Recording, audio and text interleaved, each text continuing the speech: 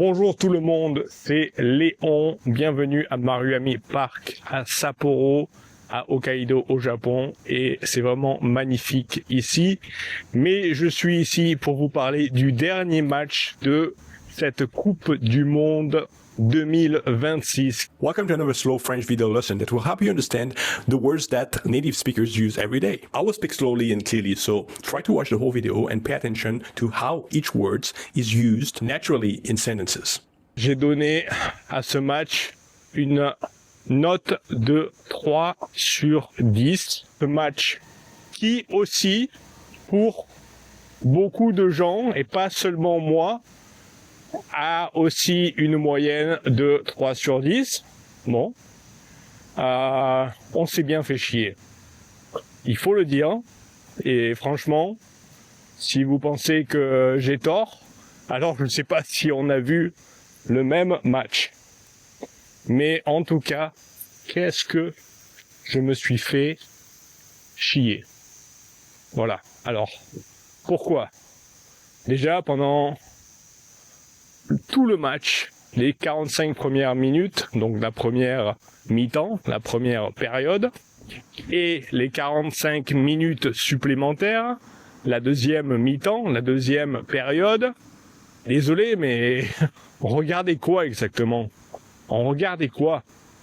D'accord? Les Espagnols ont fait beaucoup d'attaques. Enfin, ils étaient vraiment en mode attaque.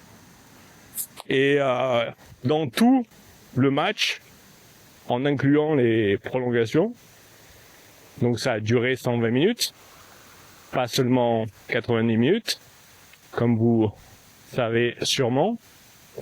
Il y a eu 20 tentatives de but de l'Espagne, dont 11 qui ont été centrés vers les buts. Et il y a eu 2 ou 3 tentatives de l'Argentine qui ont seulement débuté durant la prolongation.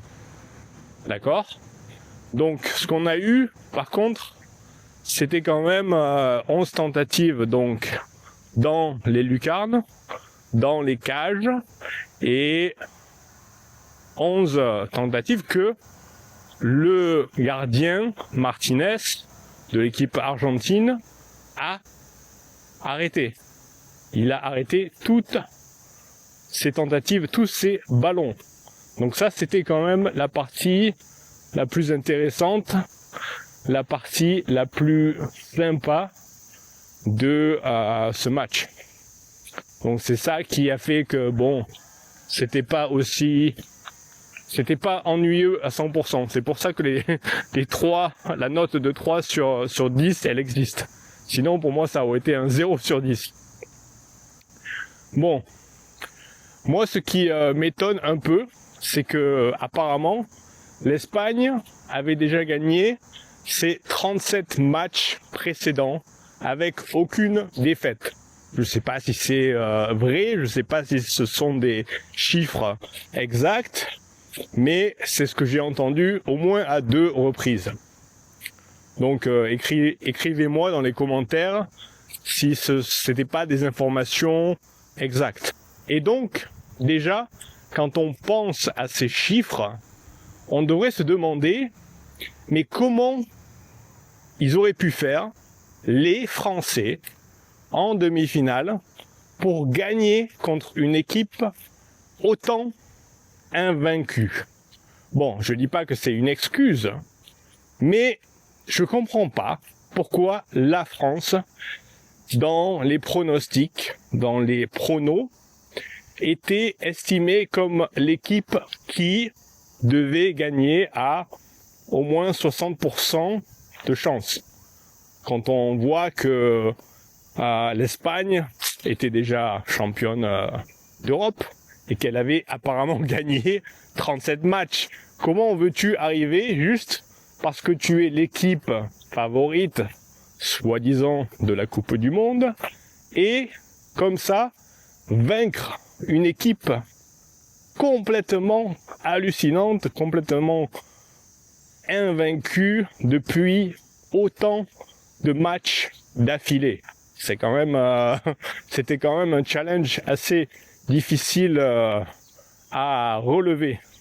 Donc je pense que voilà, il y a ce que les gens veulent, ce que les gens pensent, et il y a la réalité. La réalité, c'est que de toute façon, cette équipe espagnole qui s'est pris seulement un but de la Belgique pendant toute la Coupe du Monde, et seulement un but en tout, elle était, on va dire, pratiquement invincible. D'accord ? Bon, pour les spectateurs, le problème, c'est que invincible, ça veut dire des matchs chiants. Désolé. Ils sont très gentils, les Espagnols. Ils sont très forts aussi. Mais, quand je regarde un match avec les Espagnols, ben, je dois me préparer maintenant à me faire chier. Désolé, parce que contre la France, bon, forcément, là, j'ai vraiment un biais. Je suis vraiment biaisé. Mais bon, c'était pas la folie, ce match. Et ensuite, encore 1-0 contre l'Argentine, avec un but de Torres à la 106e minute, c'est-à-dire juste à la fin de la première période de la prolongation. C'est quand même un peu tard, c'est arrivé un peu tard, même s'ils ont fait voilà des tentatives et des tentatives et des tentatives en veux-tu, en voilà, encore et encore. Et vraiment, l'Argentine s'est quand même bien défendue. Ils ont rien lâché, mais finalement, forcément, il a fallu qu'à un moment donné, ça lâche. Et bon, je voulais que l'Argentine gagne, mais finalement, plutôt une bonne chose si l'Argentine n'a pas gagné. Et pourquoi ? Et parce que forcément il y a toutes ces histoires de injustice qui concernent l'Argentine, qui a été privilégiée par la FIFA. Et bon, je sais pas si c'est vrai, je sais pas si c'est pas vrai. Il y a un peu de ça, il y a un peu le fait que certaines personnes peuvent aussi exagérer un peu dans un sens ou dans l'autre. C'est vraiment difficile avec le football de se faire un avis personnel qui ne serait pas biaisé, qui serait objectif, parce que déjà, le football, ce n'est pas du tout un sport objectif. Il y a toujours une histoire de fautes, etc., de pénalty, de je ne sais quoi, qui fait que de toute façon, d'une manière ou d'une autre, ça va toujours dépendre de l'arbitre et de pas grand-chose d'autre, comment un match va se terminer. Ce qui est complètement, pour moi, hallucinant et ahurissant et fou. Donc, pour finir un peu cette vidéo assez rapidement, là, je vais juste dire que bon, le match était vraiment pas très intéressant pour moi, désolé.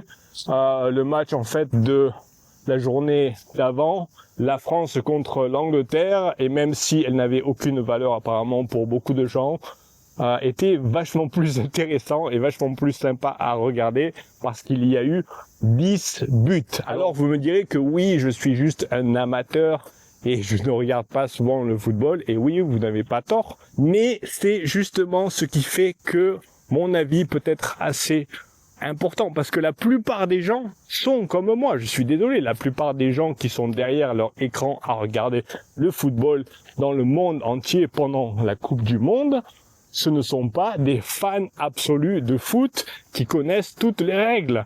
On est la grande majorité des amateurs qui ont envie d'avoir un bon moment en regardant ça. Donc plus de buts, c'est plus rigolo, c'est plus sympa. On n'a pas envie de s'emmerder à regarder un match où il y a 0 but et 1 but tout à la fin. C'est pas drôle, c'est pas rigolo, c'est pas marrant, et c'est tout, c'est comme ça. Merci d'avoir regardé cette vidéo et viva España! Hasta luego amigos! À bientôt les amis, à la prochaine vidéo à Sapporo, sur Hokkaido, au Japon. Hasta luego. Au revoir en espagnol.